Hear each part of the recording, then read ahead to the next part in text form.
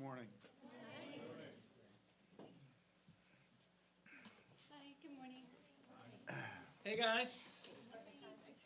Hello. Good morning, everybody. My name is Dave Carter. I'm from Fandango. I'm the designated pointer this morning. So please join me in welcoming from 3 Days to Kill, Kevin Costner, Amber Heard, and director McG. Who would like to kick it off? That's who I like already. First, I just want to congratulate all of you. This is phenomenal. Kevin, you have never been better. You're at the top of your game See, here. I mean, how I kind of go like that. Really? Okay, Now, good. one of the great aspects about this film, McG, is that a lot of the stunts are practical stunts, and you've got a great blend of action along with the car chases. Speaking to Kevin, when is enough before somebody else is going to take the reins? How challenging were the stunts? And for you, McG, you used Mick Rogers on prior films, and now you've got a whole new French stunt crew in here. So how did that impact your design and execution? Well, I mean, Kevin's the kind of guy that he's never seen base camp. He loves to be on the set and be active in the filmmaking process, and that goes for the stunts as well. And, you know, every once in a while you got to grab him, you know, by the back of his pants and say, Kevin, this one's not all that safe for you to, you know, be in the car, as it sort of rams the other car off the bridge and down into the river. And he's just very focused in that respect. And, you know, it was fun just shooting things practically in the spirit of Frankenheimer and, you know, those films that I grew up on and were real seminal, and we wanted to do it in camera. And shutting down the streets of Paris was fun in that respect. But I think it's clear to everybody who's seen the picture that the action is decorative. It's ultimately a character-driven piece that we're hoping the defining characteristic of this film is the balance of certainly action and comedy, but most particularly, you know, a dramatic investment in this Ethan character as played by Kevin. And how challenging was the physicality of this film for you? Well, you're cold, and anytime you're cold, things are harder. But I've been evolving in my stunt career, and you know, it used to be that my stunt guy, we would talk about it, and about when it was time for him to take over. And the way you know you're getting older, with my stunt guy, we look at the thing and he goes, "You could make it." I could tell he starts getting scared. You know, you could make that. I said, I can't. You know, so there was an evolving thing, and fortunately, I didn't have that over there because I had a new stunt guy, a new stunt coordinator, who actually was so. You have to measure things, and I think. Listen, I wanted to ride with the buffalo. I wanted to do those things. Whenever you can put the audience in the car, on the horse, carrying your daughter. They're now in the movie. So, but stunts have always had their place, you know, and I have to measure them right now. And I've done things that, you know, if I make a mistake, you could die, and you really need to look at something. That usually is a mechanical failure. I wouldn't jump this if that was right there to there. I go, you know what? If you could really die straight down there, because weird things happen, and so I have gone from doing everything to listening to say, maybe you shouldn't do this. Patrick. Yeah, you mentioned balance with G, and one of the things, aside from the great action in the film that was really poignant, was the balance that Ethan tries to find between home life and work life. All three of you do a very demanding job. You know, what's that balance like for you all, and did that ring true for you, Kevin, dealing with? When dealing with women, my boss, in this instance, my hellish relationship with her, but you know, he gets frustrated by women, and my house is the same. You know, and there's a level of humor that I think that we tried to bring into the movie without winking at the camera. It's always important. I think it's funnier if you don't wink and say, "I'm really frustrated by you, by her, by my wife, by my daughter." So there's a part of the world where he's very efficient in his life, and he's not that great in this particular aspect. He can be shut down. Amber, what do you think? I agree. For my part in it, I mean, our relationship is an interesting one, and it's the power struggle, these two strong characters constantly going against each other. was interesting. He's a very accomplished and he's very good at his job. He's, you know, tried and true. He's a veteran of the trade that they're in, and she's a whole other school. You know, it's a new school. It's very, you know, completely opposite people in some ways, and they're just worthy adversaries, which is what I liked. You know, McG. It's rare that you see that dynamic between a man and a woman in a film, and I like that didn't bother or hinder McG's imagination or his desire to see that come to fruition. It's like he didn't care. It's like, yeah, why couldn't I be his boss just because I wear high heels? But you don't see that often, which is why I liked it. For me, what you talk about is the central theme of the picture. I think you guys as journalists, everybody can understand that sometimes you get so caught up in your work life that there's atrophy on the home front. And I think that's one of the primary stories of the film. And you have a guy in Ethan who's so focused on duty that he spent a lot of time in the field, and then he gets a piece of information and he gets deeply in touch with what matters most in his life, which is clearly his daughter and his wife. And that's not going to be an easy road to win his way back into their hearts. And what you speak of also in regard to that dynamic, I talked a lot with Kevin about it. I talked a lot with Amber about it. It's just interesting, the idea of enlisted and officer. And that was sort of the paradigm that we went for when, you know, if you've got somebody who's a 35, 40-year-old enlisted man or woman, and then you have a younger officer come in and that person has rank, that's a strange dynamic. And, you know, then from a place of character, Amber's character isn't really experiencing any crisis. You know, she's not having any reflection. She's living the life of Riley and she's loving it, and the world seems to always roll in her direction until she meets this Ethan character that she can't just break in half. And she puzzles him and stumps him and makes her actually consider humanity. And that's how, you know, I believe her character arcs out from the beginning of the picture to the end of the picture. Anyone from this side? Right here? Already? Yeah.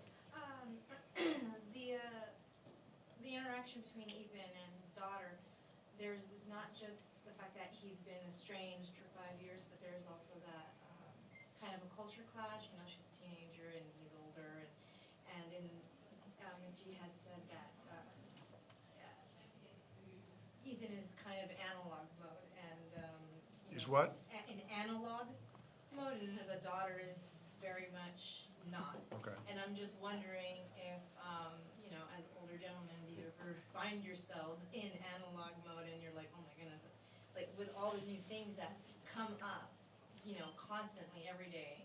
I mean, I myself, I don't even know half of it. Like, does that ever happen to you?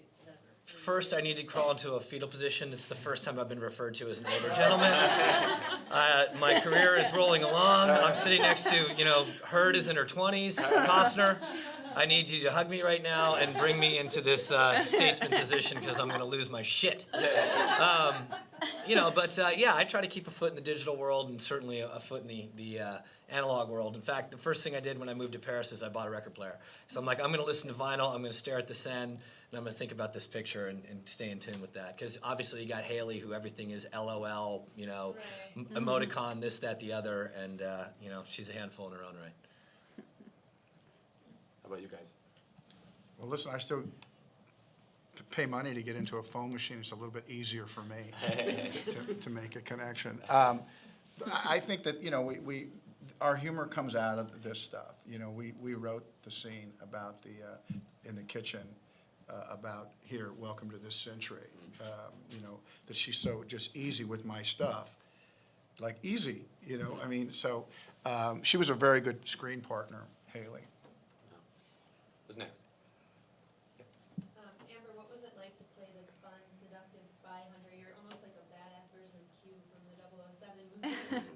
Well, that's what I was attracted to about her, is this suspension, this idea that I could kind of play with the suspension of reality. Vivi doesn't live in the same world that we live in. She doesn't even live in the same world that the rest of the characters live in. And it's that heightened sense of reality and that the freedom that comes with that drew me to her. I also liked that, sure, she can be seductive, but that's not where her power is.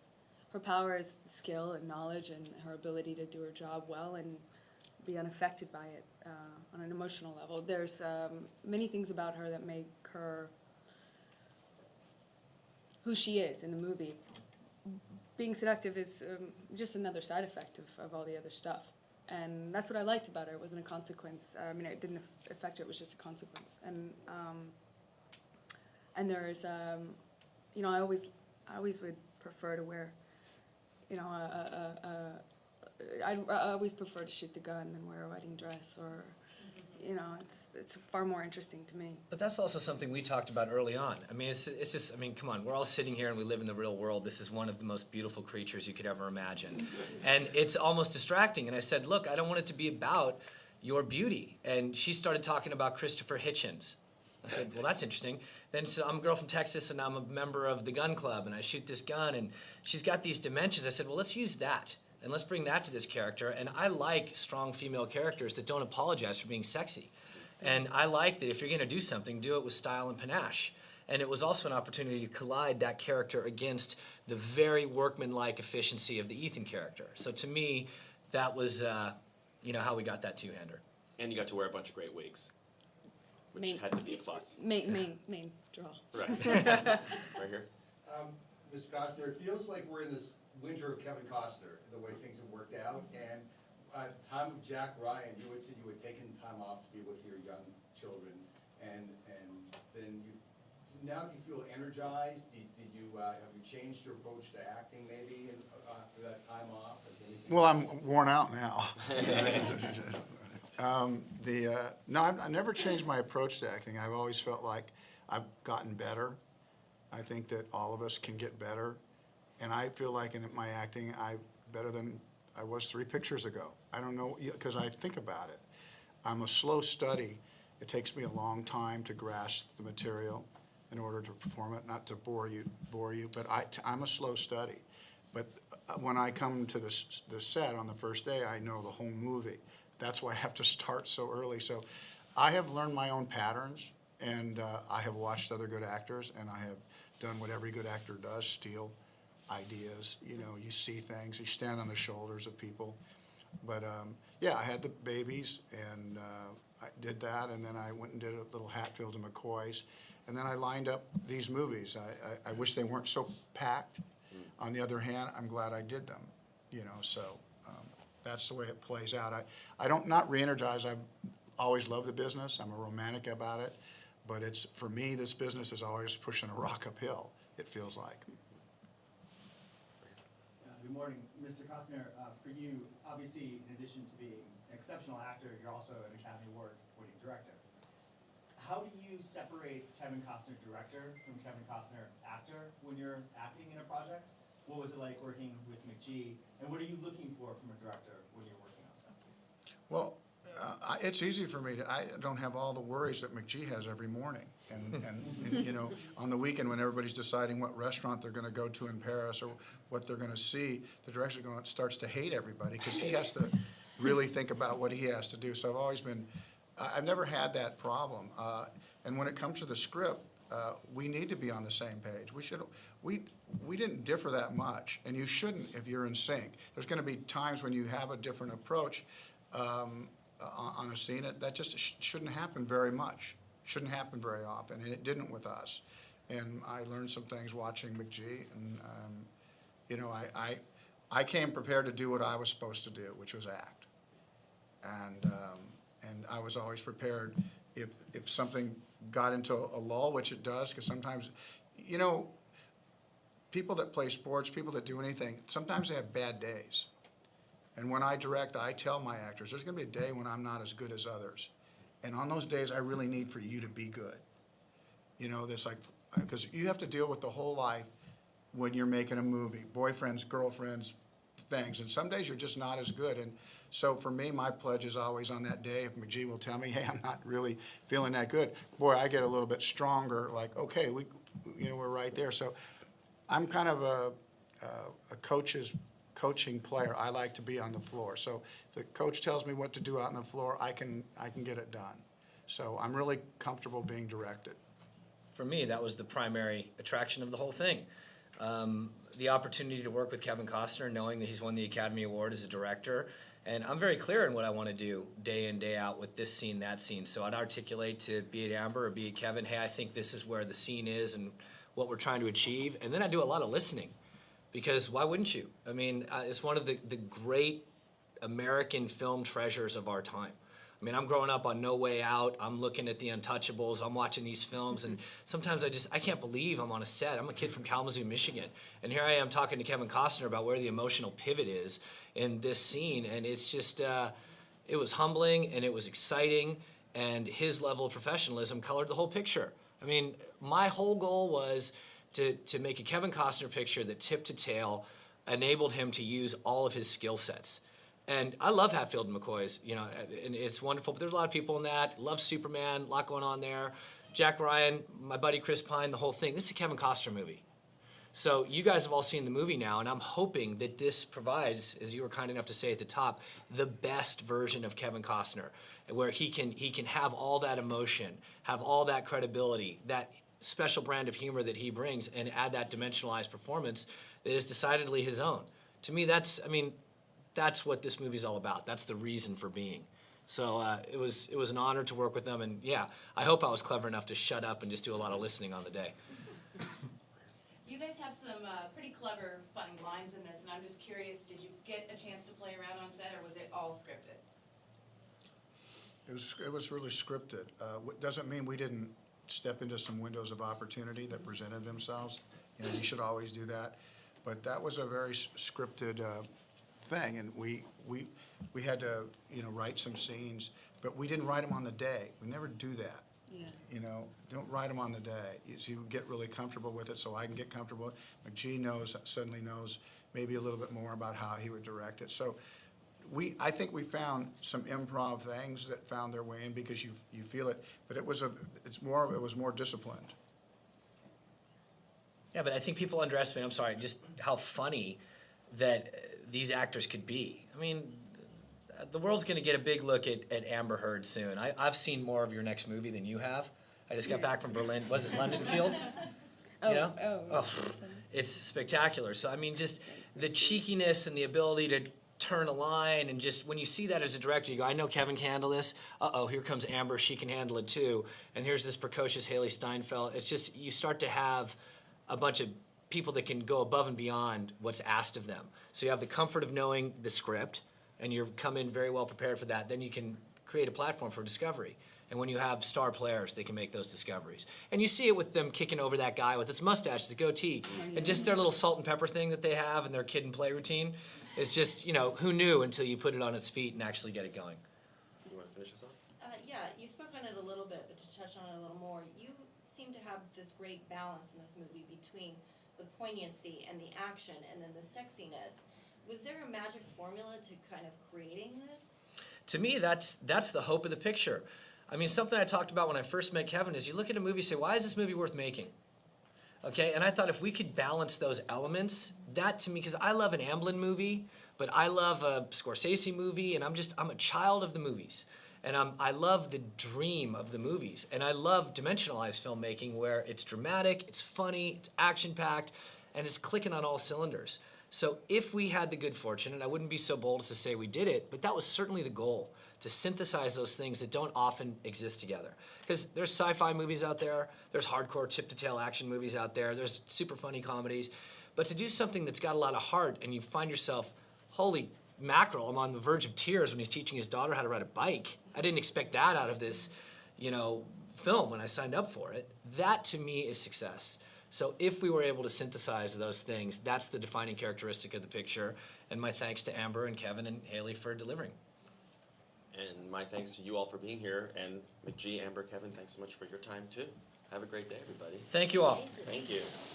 We'll see you in a bit. Your car chase was spectacular. It's fun doing it in Paris for real. It's so funny because I had seen Rendezvous so long ago.